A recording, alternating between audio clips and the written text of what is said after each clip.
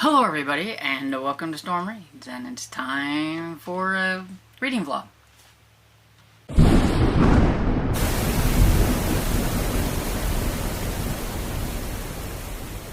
So, I don't know what to call it. I can't really call it a daily reading vlog because it's not daily, so I just call it a reading vlog. And before I get into today and everything, because today is the 3rd, we will go back in time to December 2nd, and I will talk to you a little bit about December 2nd. Hey, so, a little December 2nd update. So, I thought I would, even if I don't post every day, that I would do a little update clip and everything to mash together with the other days. Since I am doing, like, these Advent books, and so this is day 2, so we'll be talking about chapter 2. And this is Heart of Christmas by Sophie Jomain. And so, in chapter 2, we meet the handsome Augustine, the older brother of April's best friend, Eve. He is a ski instructor at the chalet where her father is. And she wasn't doing anything, just lazying around studying and all that stuff instead of doing something fun. And there's a knock at the door, and she's not dressed. Her hair is mussed. She grabs a blanket, goes to answer the door, and there's the handsome Augustine. How embarrassing. That's not the only embarrassing thing she does. She does quite a few embarrassing things while he's there. It's like she's not prepared for meeting guys. Like, she's kept herself in some, like, little protective bubble that she doesn't know how to act around any guys, and so she kind of embarrasses herself quite a few times. And yeah, that's pretty much what chapter 2 was about. And I don't know, impressions at this moment, the writing feels a little bit more juvenile than for an 18-year-old. I would almost think that April is more like, if not middle grade, like 14, maybe. Just in her actions and like how awkward she was with this guy being there and things. And then and this is just me, but I just don't feel like a lot of 18-year-old these days would kiss their dad on the cheek and give him a hug because she's like happy about something. I don't know. It feels like something more of a middle grade or maybe an early teen, like I said, 14 would do, not somebody who is 18. And I feel like she's a little stunted maybe because she was 16 when she had her heart attack, and then with everything that happened after that and the heart transplant and not being able to get out there and everything. And I don't know if that's how it's supposed to be or if it's just that the author has written this book just that it feels younger than it should be for somebody who's 18. I don't know. But that's just how I feel about chapter 2. Okay, so somebody made a comment on one of my videos that they were doing an Advent, and it was a Christmas Advent, and it was called 25 Days, and it reminded me that I have this book. I have 25 Days. Don't ask me, I don't know how you say that. Is it just Per Jacobson? I don't know. But anyway, it is a Christmas Advent, and it even says, the author says that you can read, it's written to read 1 chapter per day, but if you didn't want to, you could just read the whole thing however you wanted. And so, since I got a little bit of a late start, I went ahead and read chapters 1 and 2. And so, yeah, it's about a family who is going to this cabin for a holiday, and it's like out in the kind of boonies. It's cold. It's storm, a snowstorm.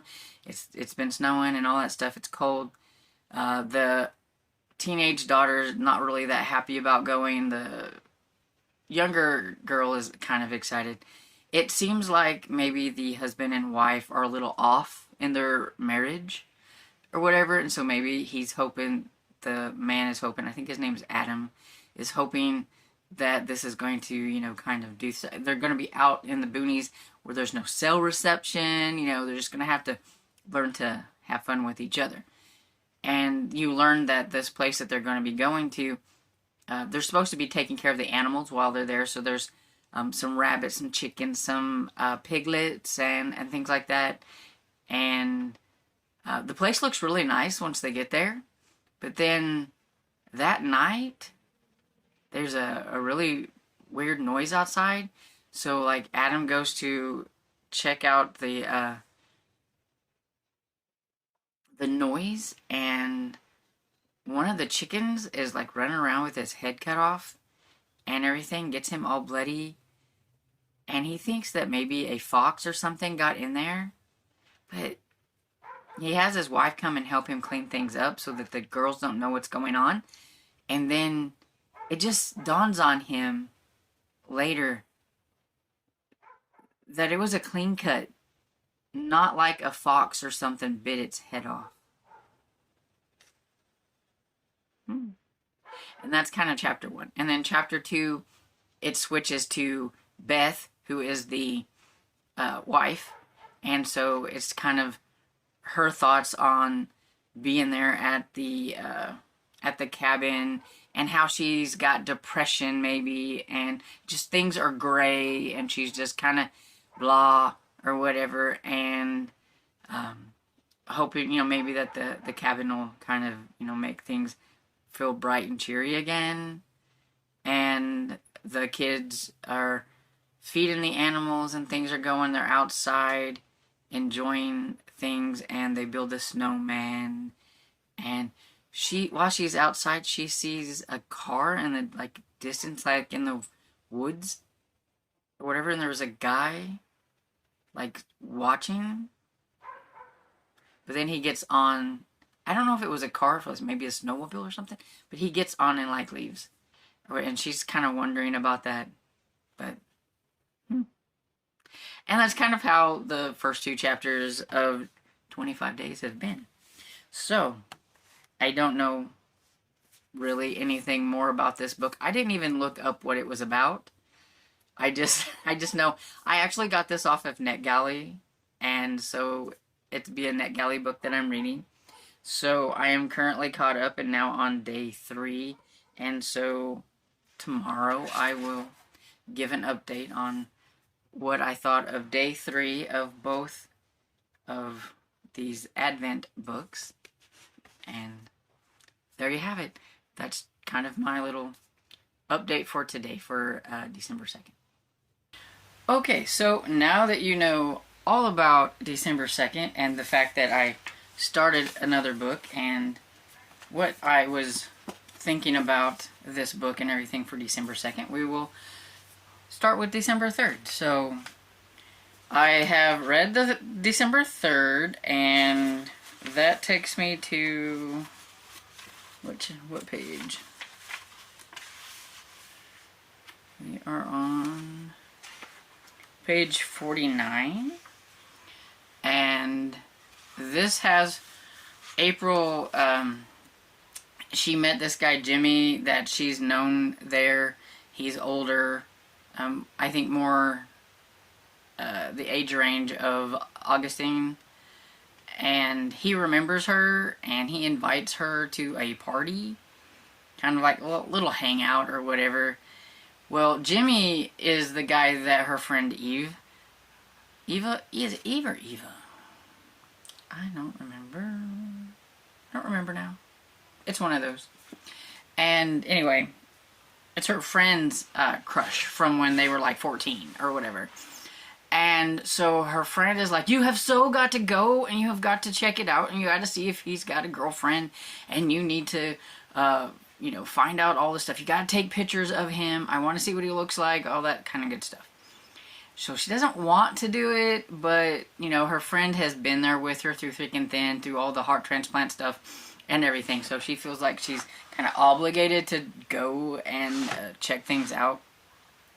And while she's there, of course, she runs into Augustine, who is there with some coworkers, And he, says hi to him, but he's like, I can't hang out with you guys because I'm here with my coworkers. So he goes over there.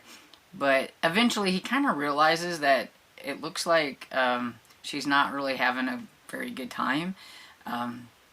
Jimmy explains to them because she's not drinking alcohol that it's because she's had a heart transplant, and she's like, I just want to be safe and careful and all that kind of stuff. But she really hates it whenever, she didn't want to really put that whole thing out there, but Jimmy did it for her. And she was just kind of uncomfortable, and she's socially awkward because she's not used to being around a lot of people her age or older, and I think a lot of these are a little bit older than her, and so she just didn't really know what to do. She was just kind of like, I can't believe I got myself into this situation. And Augustine sees that she's not coping very well when she goes off, because she said she needed to go to the bathroom. So he asked her if she's okay, if she wants to get out of there. If she did, he would walk her home and all that kind of stuff. And so she's like, yeah, she would kind of like to leave. So she tells Jimmy and them that she really needs to go home. She's feeling kind of tired.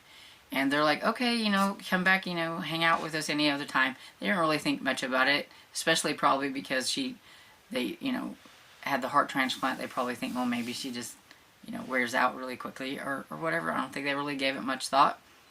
And so he walks her home, and yeah, that's pretty much what chapter 3 was about. In a nutshell, anyway.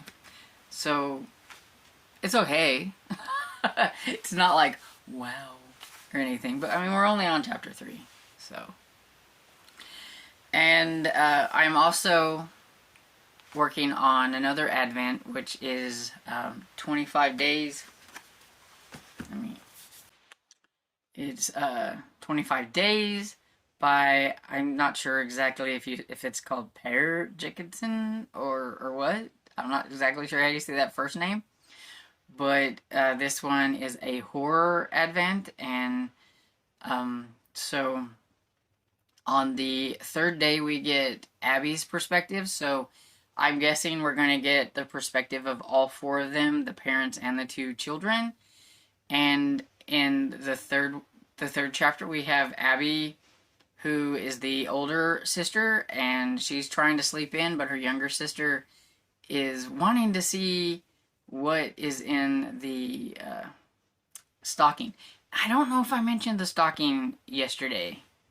It's kind of dark. I don't know if you can see it, but I don't know if I mentioned the stocking yesterday. I totally blanked on that, I think, but somebody put a ratty looking stocking on the barn, and when they went the first time to check it out, it had a slide from the projectors, the old projectors that you used to put the slides in, and then you could watch the slideshow. So it was like that, and it's of that cabin and everything, but it didn't look like anything unusual when they were trying to see what was in it. Well, Chloe wants to go and see if there's something else in the stocking, and they get there. So of course Abby's like, fine, whatever, we're supposed to be on vacation, but she gets up and goes with her. And so Chloe's so excited, she wants to go check and see what it is, and she's kind of bummed because it's just another slide, but the slide is closer up of the house or the cabin. And so I don't know if every day they're going to get another slide till eventually you see something sinister, mysterious, or a package. We don't know. And Chloe wants to try to find their secret Santa, and Abby's like, okay, but not until after breakfast, and don't tell Mom and Dad. So they kind of sneak out into the woods later, where Abby eventually spots somebody spying on them, and then she's ready to go home. So somebody's out there, but don't know why or don't know what's going on. And that's pretty much the rundown of day 3. There's a little bit more to it, but that's pretty much the rundown of day 3. And so far, I mean, it's okay. Just getting these little snippets of what is going on each day until we get to day 25 and find out what everything's going on.